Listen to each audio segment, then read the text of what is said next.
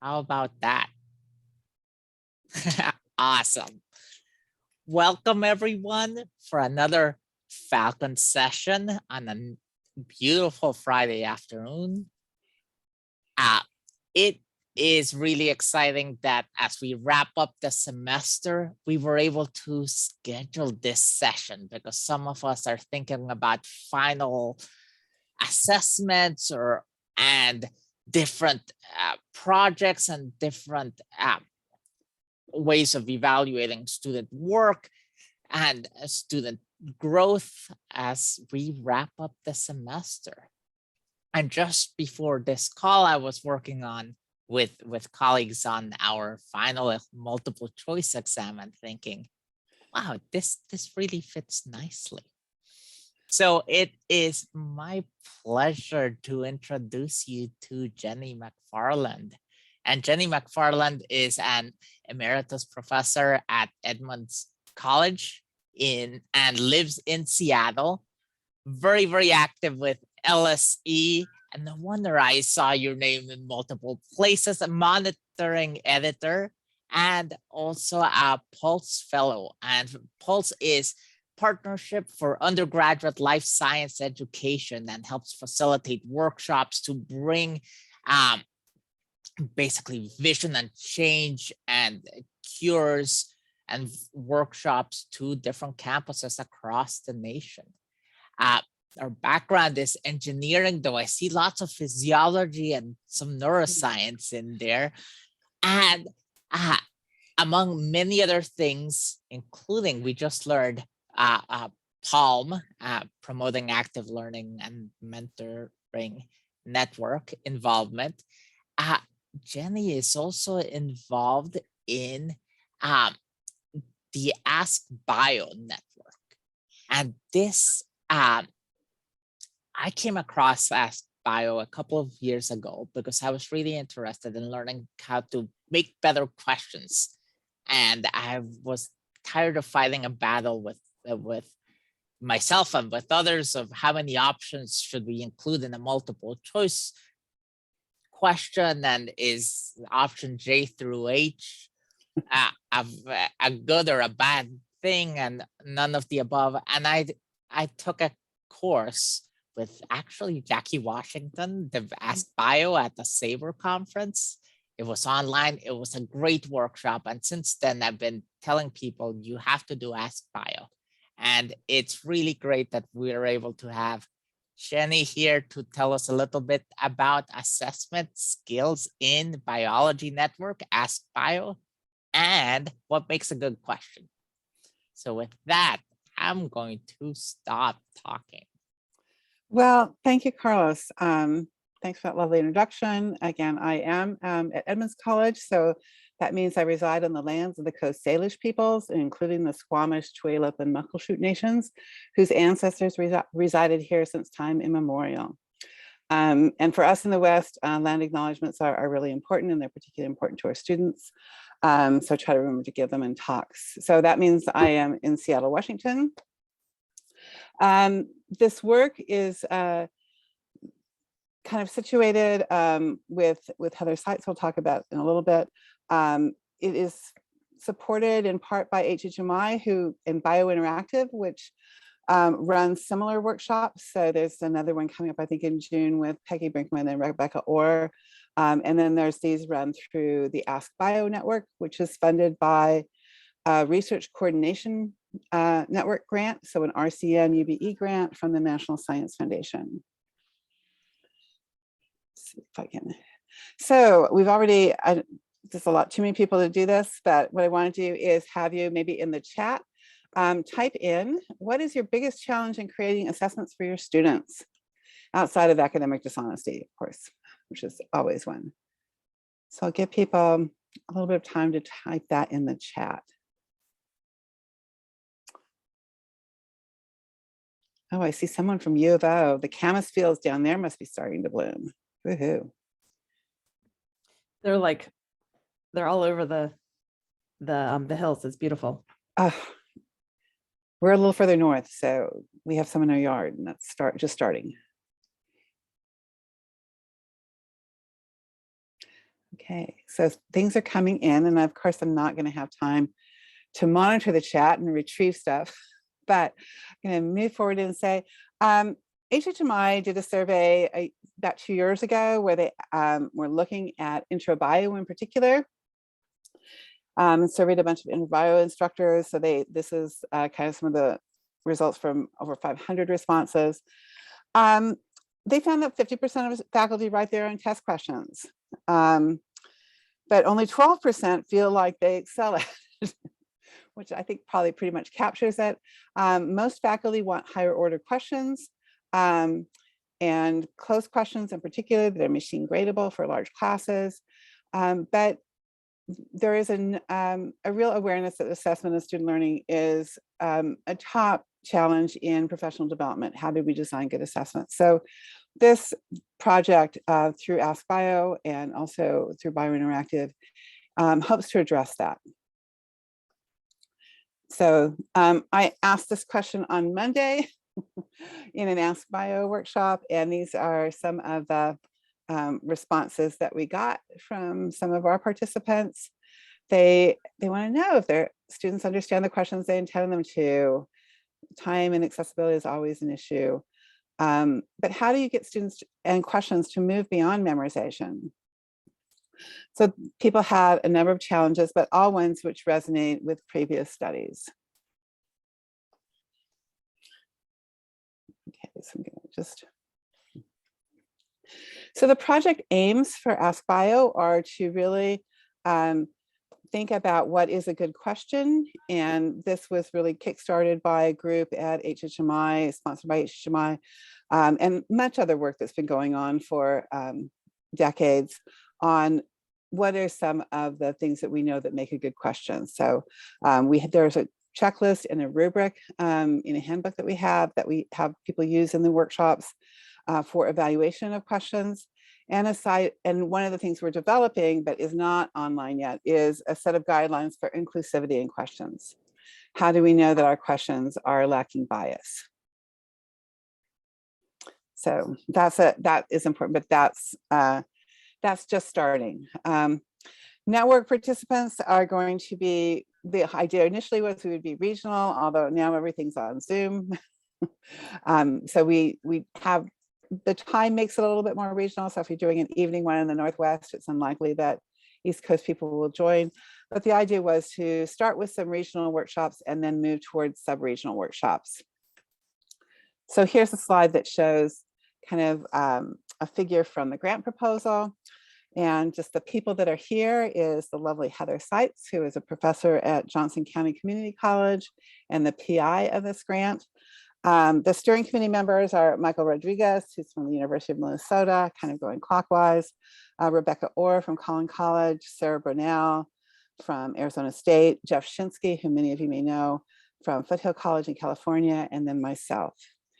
So all of us have been participating in this for a few years and actively engaged in kind of running workshops and thinking about the questions that arise. Of course, like what you all do, what everyone's doing, but scientific teaching, this is situated within the backwards design format and way of thinking. So we want to start with what students should know, understand, and be able to do. And the idea of learning objectives, especially for a field feels as broad as inclusive as life sciences, is tricky. But there is a parallel project for whom the PI of the NSF grant is Scott Freeman, that are engaged in identifying and kind of crowdsourcing and then ground truthing learning objectives for intro bio. And he and a colleague are really leading that part. Peggy Brinkman is leading an effort to do this for non-majors bio.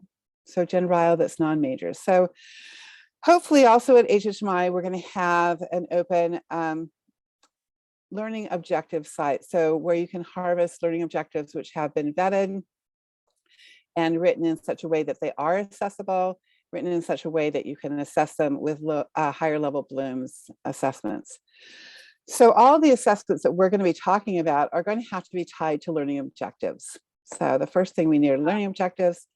And in the Ask Bio workshops, we focus on the assessments themselves, writing good closed form assessment questions that are machine gradable. But the whole first part of the handbook that we have people look at is about how do you write good learning objectives? What are examples of good ones and others? So that we have a number of tools that we use. We have an item writing checklist. There is an aligned question template to actually input your question into that ties it explicitly to a learning objective, that identifies bio skills or those core competencies from vision and change. So we have a very useful template. There's a test blueprint that we introduce. How do you look at designing an entire summative assessment? So like an exam, how do you go about deciding what types of questions you're going to have, making sure your questions are explicitly tied to learning outcomes or learning objectives that the students know about. How do you know you're not asking all of your questions on DNA replication when that was only a third of what you talked about in that unit? So the test blueprint is another concept we introduced and give them a template for. And then there's a workbook, again, which was developed through HHMI funding on integrating testing and learning. That is for writing learning objectives and writing machine gradable questions and the test blueprint. So that's a very useful workbook. So this is what it looks like. There are a few kind of more education people and learning scientists, Anthony Albano and Michael Rodriguez, who is also on our steering committee, and then biologists. And also Melissa Sakari, who not only is a faculty at a community college, but is kind of runs Biointeractive, is one of the leaders in Biointeractive at HHMI. So this is the cover of the workbook. One of the main tools that we introduce is the item writing checklist. And the checklist really is there to do kind of two big things. One is to remove obstacles that might be tripping students up. So we want students to be able to show and demonstrate their knowledge. And sometimes our questions do that, and sometimes they don't. So there are sometimes some questions that the students might have a knowledge, but fail to answer the question correctly. And that's a problem. We also want to remove clues that might result in an underprepared student getting the item right. So by guessing, so we want to decrease the success of guessing and increase the success of an honest assessment of what students know and are able to do.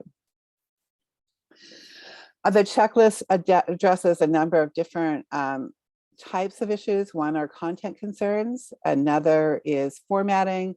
So one that people probably heard of is, if you haven't gone through a checklist, the longest item is often the correct one. So students, if they just pick the longest of the items, they can score higher than chance. What are some rules and things not to do in writing the STEM, and what are some guidelines in writing the options? So we do have a detailed checklist. And then this is really kind of the heart of what we do in our workshops. We have this template for question review, and the question ID is something that we don't ask people to do. This template is the template that is being used by HHMI to submit questions. So people who've gone through our workshops are invited then to submit questions that they have worked on and revised. They submit them for review, and then they're accepted or not accepted, or are sometimes asked to revise by the reviewers at HHMI. So as you can see, in order to submit a question or work on a question, you have to have a well-articulated learning objective. And that has to be something that you shared with your students. The next thing on here is we want these to be linked to bioskills. So those are really the 6 core competencies in vision and change that in here they're just called bioskills. I think in part that term was influenced by the work of Alexa Clemens and Allison Crow in the Bioskills Guide, which was a 2020, I think, paper in LSE. So an example of a bioskill would be, under quantitative reasoning, would be graph interpretation. So that's, does this question address a bioskill? If so, what? And we spent a fair amount of time talking about question format. So the most common question that people write are multiple choice, but we also introduced the idea of multiple true false questions, and also item sets, where you would have a context or a display, a figure of some sort, a graph, that then there would be a set of questions, either multiple choice or multiple true false, or something like that, that would draw on the same question. So if you're familiar with concept inventories, the first concept inventory in life sciences was now 22 years ago by Diane Anderson, the concept inventory for natural selection. And that were multiple choice questions that were item sets. So there was a set of questions on Darwin finches, for example. If you look at Mindy Summers'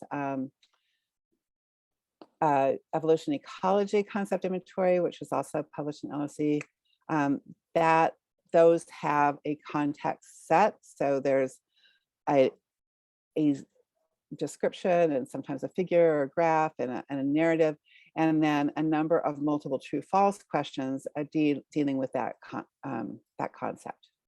So it might be, the concept might be about a particular example of carbon cycle, and then there would be a set of questions on that. So we introduce a number of question formats. We ask them then in the template to put their STEM, to put their options for answers, identify the correct answer, and then explain the context or explain why the correct answer is correct. And then this would get submitted. This is also the format that we use in a variety of ways. We used to do it in person, kind of projecting it on screens, or on big sticky pads, but now we use Padlet or Jamboard or some other way. We also have usually simultaneous Google Docs where people are in breakout rooms proposing their questions, getting advice, getting feedback, and then doing revisions. So here is an example, a worked example that Heather did in response to people needing a better thing. So what we generally do is start with someone's question. Usually people have kind of a more narrative question or open response question. So here was, on the left was Heather's original question about saliva and pH and cells. And then the challenge is, how do you take this question and make it into a machine gradable question? So she has a learning objective that she's identified. There's no particular bioskill. And then she decided to make this into 2 multiple choice questions. So you can see how she did that. And then as you're evaluating this, so I'm actually in the workshop I'm in the middle of, we try to divide our workshops often into 2 days. Sometimes they're all 1 day, but that's a long day. So they had the first 2 hours last Monday, and they'll have this. And one of the ways that we ask people to interact on Jamboard or Padlet is to comment. So one of the comments I made on this practice session was, excuse me, the word secreted, or the word constructed, I suggested synthesized might be something that the students would be more familiar with. But there's also other ways to get feedback from this. Sorry, I've had a few meetings today.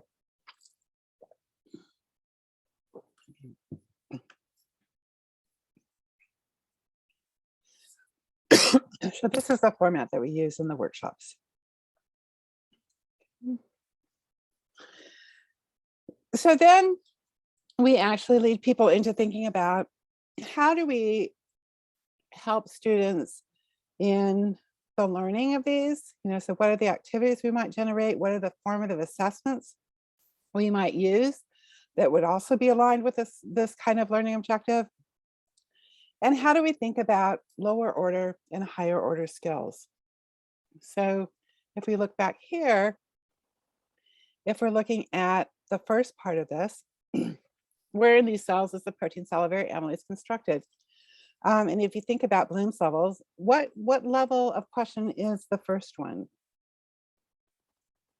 What do you assume? You can just type it in the chat. What Bloom's level would that first part be addressing?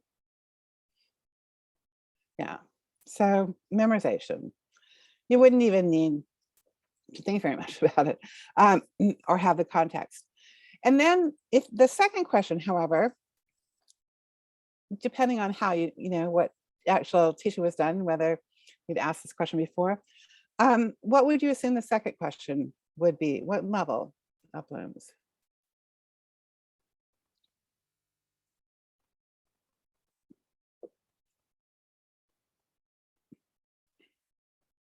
Yeah, I think most people are thinking, you know, at least an application, maybe analysis, maybe higher.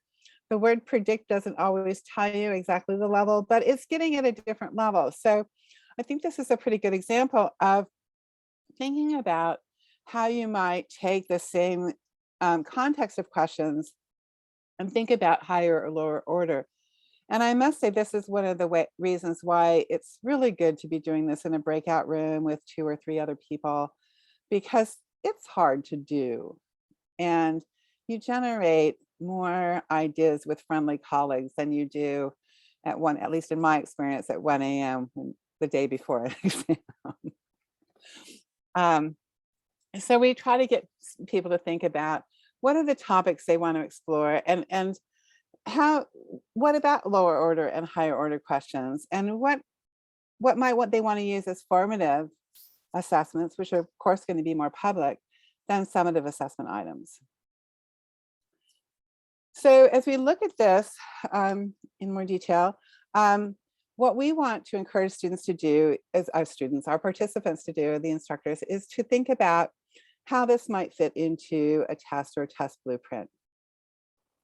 So we ask them to begin by thinking about topics they give on a test or what topics they covered in that unit. And also consider the cognitive tasks that they've practiced, because you want this to be aligned. If all you've done in class is focus on lower level Blooms, you don't want to pop in higher level Blooms here. So you want to really align those things and think about the types of things they've worked on in class and gotten practice with feedback. And sometimes those are, predict what would happen kinds of things, and then ask parallel questions on the exams.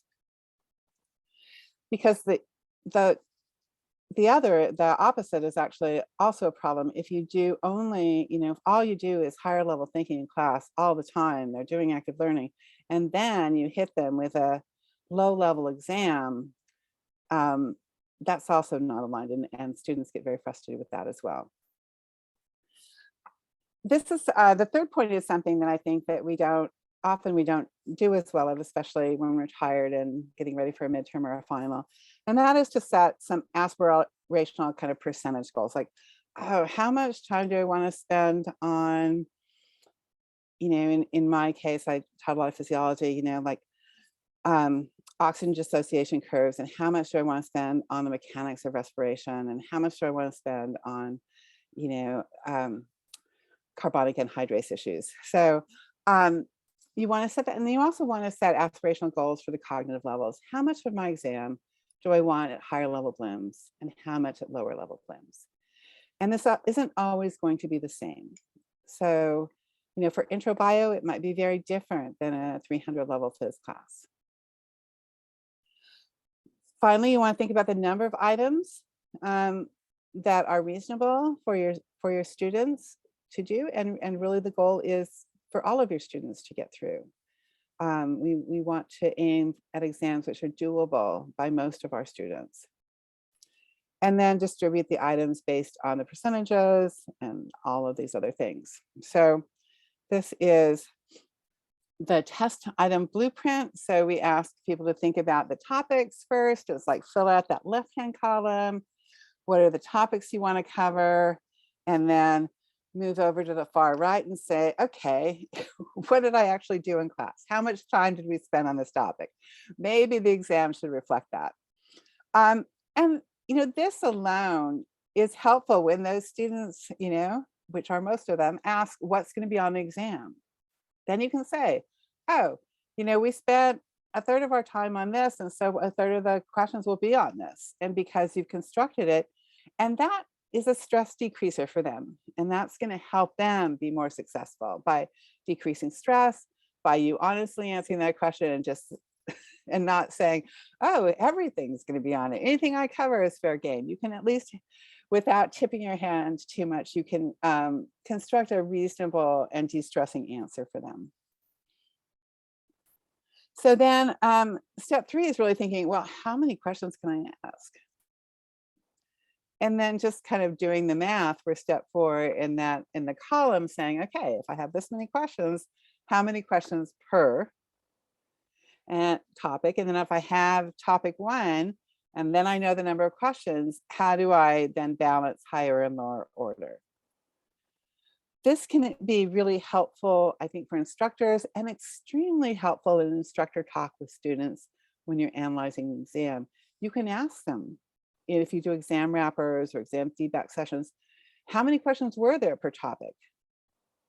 You can actually ask them, not really to recreate this table, but really in a discussion to recreate this table, saying, you can see that we spent this many weeks on this topic, and this is how many questions there were, and some are higher and some are lower order. And it really does help them become, it helps them with their self-efficacy, it helps them really become more analytical learners, and when you crack that nut open. So those are kind of the tools that we use. We also, Heather's gathering a lot of data.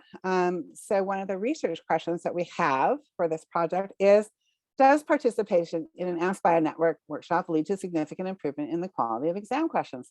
So, we could go back to when Carlos did the workshop with Jackie and look at your the exam questions you submitted, and then, track you down later, perhaps after the poem asked by, and compare different attributes of the questions. So we are collecting data on this, and not just kind of self-report data. How did you feel about this?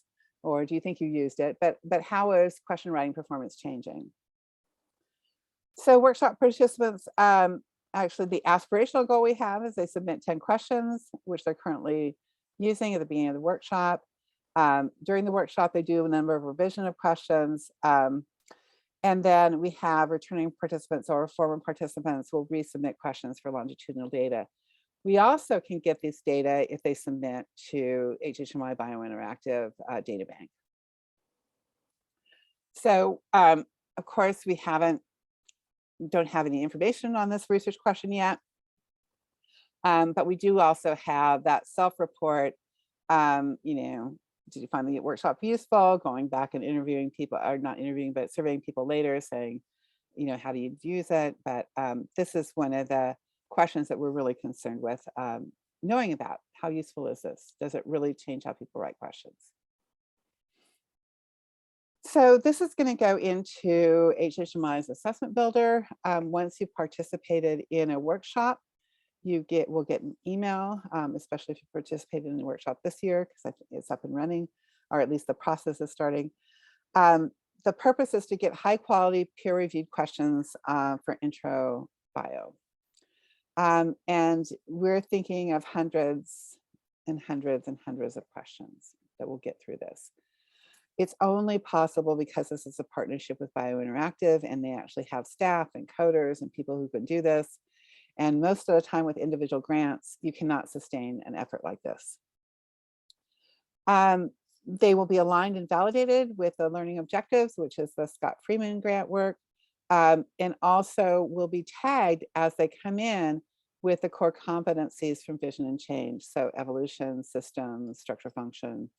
We're not asking the writers to tag them, but the reviewers will be tagging them. So they'll be tagged with core concepts and core competencies. So if you have some, departmental learning outcomes that your students are supposed to learn evolution, you can say, oh, well, these questions that I used are, they address that core concept. And we hope that this will serve as a model for quality assessment, because is being reviewed and there are reviewers and there's a long process for getting these in. Okay, so when participants finish a workshop, they are given information about how to do this. We're particularly interested in the higher level blooms and all selected response, so all machine gradable. So it's being reviewed. Yeah, this is all. And there's compensation. So if your question gets accepted through the long process, you get $50 a question, which, it's a little bit of, it's somewhat of an incentive, because, and also it is a central value of HHMI and biointeractive, but HHMI in general, and that is we shouldn't always ask our colleagues to do everything for free. And since HHMI has an endowment, they strongly believe that there should be compensation. So John, I see that so hope that on each topic the student won't be able to access them. Yes, we're hoping to overwhelm students with the answer. And God forbid if a student wants to go through and look at every high level question in the data bank. Perhaps they will have learned it by the end. So yes, that is and so that it's not going to be open until there's a substantial number of questions. But we're playing a numbers game. So what kind of number are we talking about? This is a great idea, I think, because that's my problem is they can get, if there's not enough questions, they just. So here's the issue. I'd like for cell bio evolution kind of questions. I think, it's going to be, I'm speaking, Melissa probably will be relatively easy to get that, given the number of people out there. Animal and plant phys that's taught in IntraBio. There are lots fewer people that submitted learning objectives, so we are assuming there's going to be lots fewer people that are submitting questions. But for some topics, we think that we're going to get to a threshold of, over 500 without a lot of, begging and pleading and returning to people. So thanks, that's a really good question. But that's what they're trying to do. And it'll all be, and so if they get to that, if students get to that, then they're probably going to accidentally spill over into the learning objective information too, which would also be very good for them to see. So we're hoping all these tools will be available and vetted, and that the numbers will overwhelm students. And if they're doing that work, hopefully they're doing other work as well, like maybe studying and doing all your Canvas assignments. Okay, so I'm getting to the end of my babbling talk. We don't talk nearly as much in the workshops. So I need to drink water. I don't really talk this much. Ask Bio has a nice newsletter that Heather publishes quarterly, telling what's going on. There's a little tiny URL website that talks about upcoming workshops. Heather's information is here. There's tons of resources. We really thank Melissa and the whole team at BioInteractive, Scott and his team working on, and Peggy Brinkman working on learning objectives for intro bio and non-majors bio, and the National Science Foundation. The Ask Bio workshops are the ones that are at this tiny URL website. And they're kind of the open ones. But as Carlos knows, the Palm Network is doing an Ask Bio network, which isn't going to be advertised on this, I don't think, unless Carlos knows something different. And also, I know that Peggy Brinkman and Rebecca Orr are doing one through BioInteractive early, I think in the mid-June. They're doing a 2-day workshop in mid-June, which isn't called Ask Bio, but it is about writing the assessment items, and it does use the same workbook. So we're hoping that we're kind of saturating this community. This particular grant of Heather's, Heather and I are both situated in 2-year colleges, and this has been focused on really trying to engage 2-year college faculty that are really under-resourced for professional development to engage. And then it's kind of a train the trainer model. If someone comes to a workshop and then goes to helps facilitate another way, then they can start facilitating their own workshops. So it really is to also reach and empower under-resourced smaller colleges as well. Not always small. Some of the biggest colleges in the country are 2-year, but okay. So I really want to thank you for your time, and there's hopefully 20 minutes left. But also in the chat, and if you want to ask, what might it be useful to know, to pause and reflect a little bit, what might you change or what have you recently incorporated in your assessment strategy? So are there things that you might recommend, or are there things that you heard about today that you might want to try?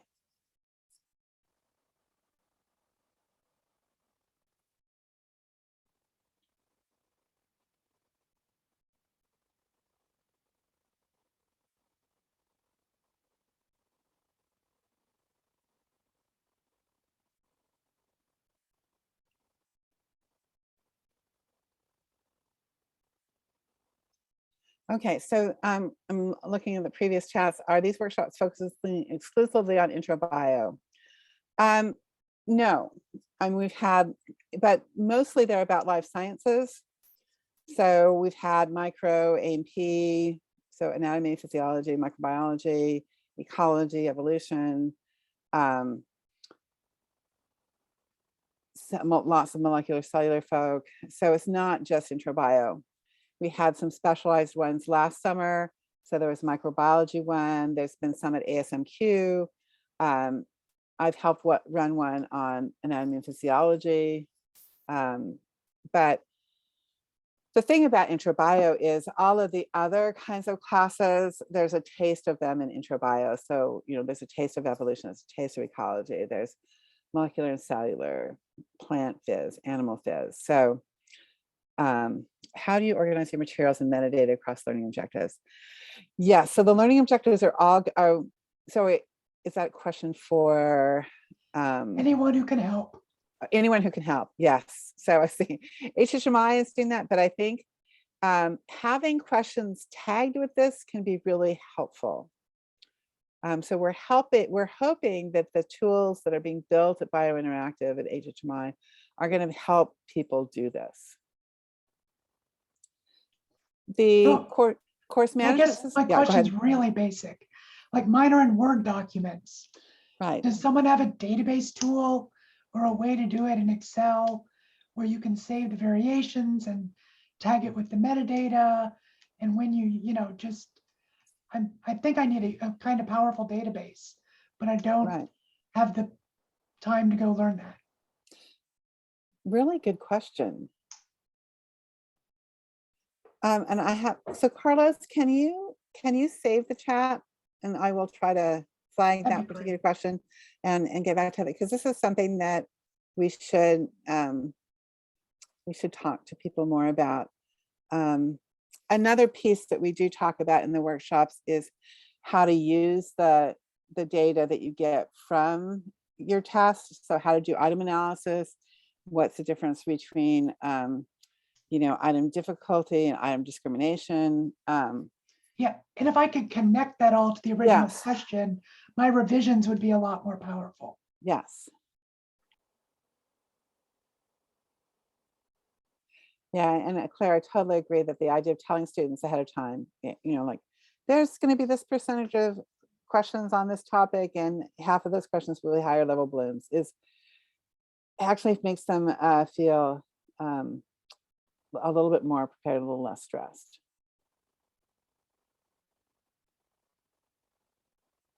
Okay, looking at some longer. So yeah, the question about this works just as well for formative and summative assessments. There are some colleges that don't really do exams very much, in the same way, high stakes exams, but assess in other ways. So this is perfectly fine for formative assessment. It doesn't have to be summative. Yeah, Megan, having a blueprint is great. And so I find it is stress relieving for me as well. It just made me think, you asked us at the start what our issues were around testing. And I wrote mine, and then I thought afterwards, actually my actual issue is not writing the test last minute so that I can employ best practices. So having like a quick thing that you can do last minute that will help you get a test that's, especially the first time you're teaching that course, will improve your test. And then the next time you teach it, you're already ahead of the game. Great to see your face, Megan. You too, friend. You Maybe too. well, I guess, Don't jinx I it. haven't been up there lately, but for 2 years, but we're going, when can we get to BC? Oh, so We'll soon. have our Nexus Hopefully. card. So hopefully, yeah, it's good to see you. You too. So there's Canadians among us. Yeah, yeah. We're hiding out. It's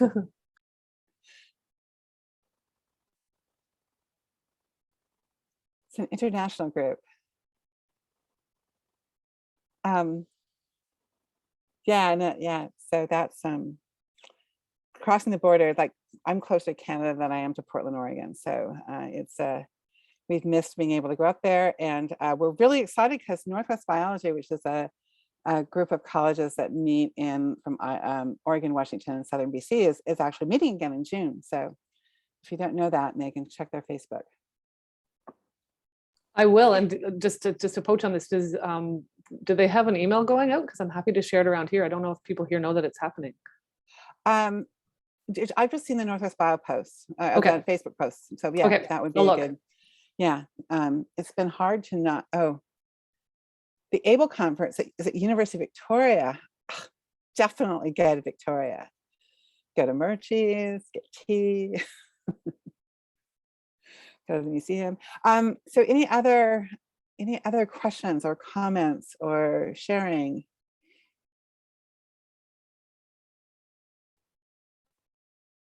It's great to see so many people here and so many friends. I'm going to stop sharing here so I can see more people. Yeah, and so many people that I don't know. So it's nice to see you all. Well, thank you, Brenda, for sharing the June 10th and June 17th Yeah. HHMI selected response assessment workshops. I was about to ask, and we'll share this again, but there's this link. Yeah, and Peggy and Rebecca, Peggy Brickman's lovely. So she runs a terrific workshop. I can't remember who's running the ones in June for us, but we have a variety of really wonderful facilitators who are doing this work, and it's always good and good. We have several people, like there's one person in the workshop that I'm in the middle of right now who did I think the first in-person at NABT before the pandemic with Biointeractive HHMI, and then did another online one, and then is now doing the Ask Bio one, just because the process of meeting up with people in breakout rooms to work on your questions is so productive. It's a really important thing to do in community, which usually we just do in our own offices or home office, kitchen table.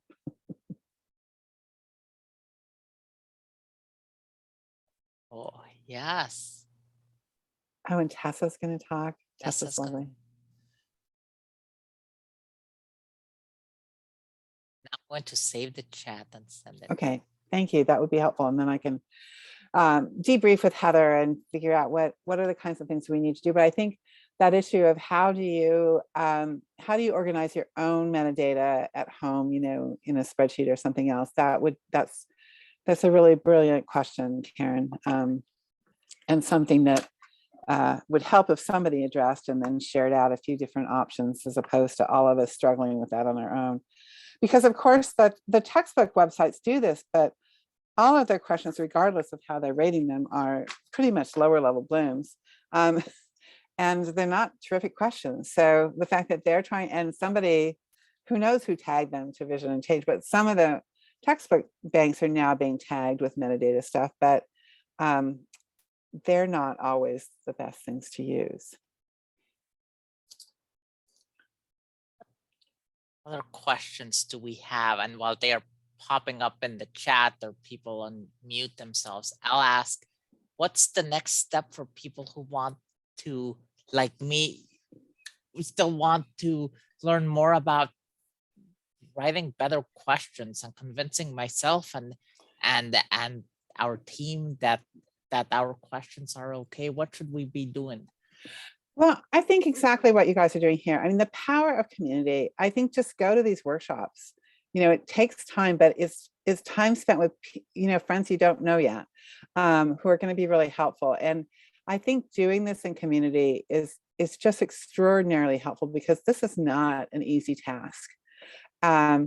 So I personally have probably been to a half dozen of workshops or help facilitated, which is the same to me as going. I guess.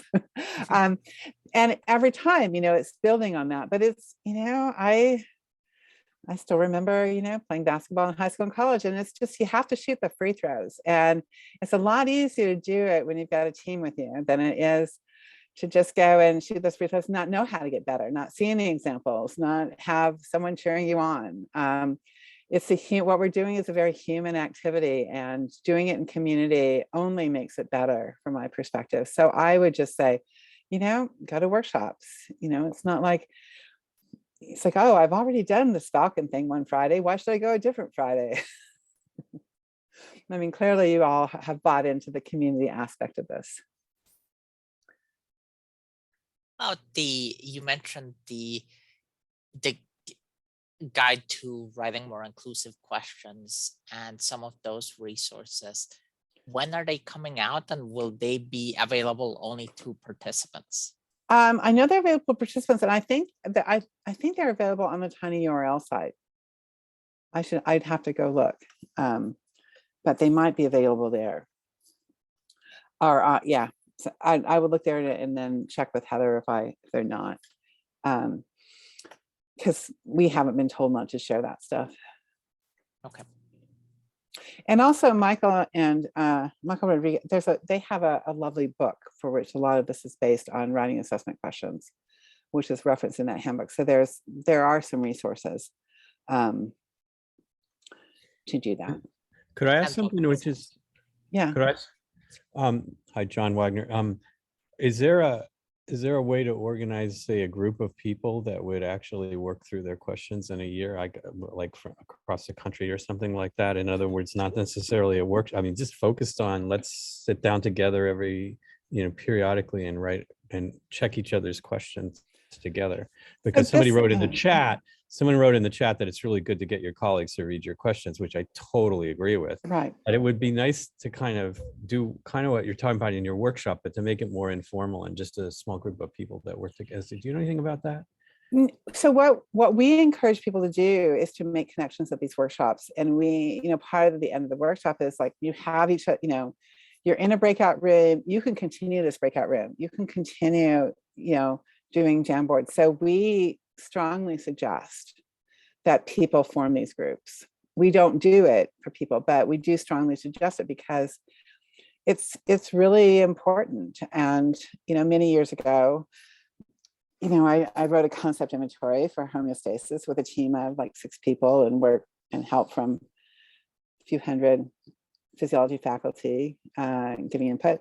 And, 20 questions took, I don't know, 3.5, 4 years.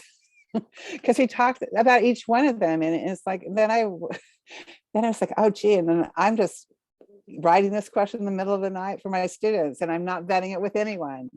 I know that there's a problem with that. So I've always shared my test questions when I could with local colleagues, but also with colleagues, especially in the physiology community. But I think that that's one of the things that we hope for. And it's going to be an important follow-up question for people who've been at least in the Ask Bio network. I don't think they're doing it in Biointeractive so much, but to try to follow up and see if people have continued this. But really good question, John. So Zuli, you had Zuli? I find where to unmute. So I wanted to ask you, your opinion, and I don't know if you do it, but I'm thinking that some of the questions that I write, since most of my students are going either to nursing or sonography program or dental hygienist program, what I tend to do is actually to go and search in these organizations that they make these exams, to search what is the actual wording that they have in the STEM. So Mhm. that way I incorporate part of these questions based on whatever I know that they will encounter in their board exams, for instance. Yeah, I think that's important, especially for targeted populations, because there are practice MCAT questions, there are practice board questions, and if there are ways of doing that and also making that explicit to students that some of these questions are in that same format, that's one of the reasons why the machine gradable questions should be of high value to students in some ways, although they're imperfect in others, because there is a lot, the garbage is going by, so I'm making a lot of noise here. And I also think that scientific societies have a lot of learning objectives. So ASBMB has a set of learning objectives, microbiology, HAPS, the human anatomy. So those societies are also really important, and sometimes they have example questions. So Claire, you have your hand up as well. Yes, I was wondering, the workbook on integrating testing and learning, is it available? It might be available on the Tiny URL site. I'm not quite sure. Let me see if I'll try to go check on my other machine and see workshops. The workshops are certainly there. The test blueprint and item writing checklist are there under resources on the Tiny URL site. So okay, and they're taken from the workbook. I don't see the workbook up there right here, but I will look and see if it's available. Might be available through Biointeractive, but I will look around. Carlos just posted something in the chat. It's the resources page, and it has the item writing checklist, what you just mentioned. No workbook. The workbook is marvelous, by the way. So it's worth coming to because I'm not sure if Biointeractive has released that, the workbook. So right now I would have to attend the workshop to access the workbook. But two of the things that are really important in the workbook are there, the item writing checklist and the test blueprint. Okay, thank you. And I'll look and see if it's available someplace else. So Jamie, you have your hand up. Yeah, one of the things that I'm struggling with in terms of writing higher order Bloom's questions is the mismatch there seems to be in terms of the students' ability in reading comprehension. So I am frequently encountering that students either they'll read the first sentence and then they just sort of slide over the rest of the stem, and they're not really getting the essence of what the question is. So have y'all had any discussions in your workshops about how you sort of encounter or how you handle this type of mismatch? Yeah, in part, one of the things that we're concerned with is English language learners. And so part of the kind of equity checklist is thinking about how can you use even just the word tools for grade level, and making sure that the grade level, because you don't have to use big words, so how do you do that if there are particular colloquialisms that I don't realize are colloquialism? How do you look at language? Because it is an issue, and it is an issue for a lot of students, but particular groups of students, not only English language learners, but students with that have different abilities around reading, so dyslexia and other issues. High anxiety interferes with our ability to read. So I think that that as we're developing the guidelines for writing inclusive questions, one of the sections is going to address reading levels, and what are the kinds of things we can do to help with that. And so and that might involve actually some interview, because some of the things that, it's hard to know when a term is helpful and when a term is not helpful. But there's more and more literature on there that hopefully we will be able to deal with a little bit. But it's something that we're thinking about, and it's one of the things that kind of got delayed by the pandemic because there were supposed to be some working groups that were doing this. And I'm just going to finish typing in the chat. There is also a book by two of the people who wrote the guidebook. So it's the College Instructor's Guide to Writing Test Items by Michael Rodriguez, who's on our steering committee, but also wrote that workbook, and Anthony Albano, who's also one of the writers of the workbook.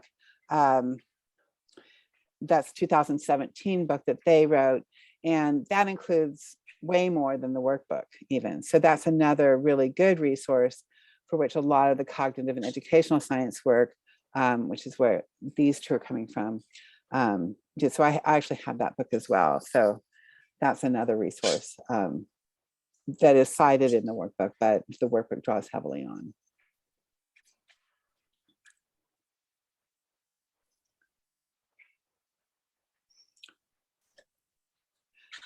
Okay, Laura, did you have a question? Oh, before you, so there is no cost for the workshops. The biointeractive workshops are the legacy of Howard Hughes's pile of money, and Ask Bio is funded through an NSF grant. So the workshops are all free.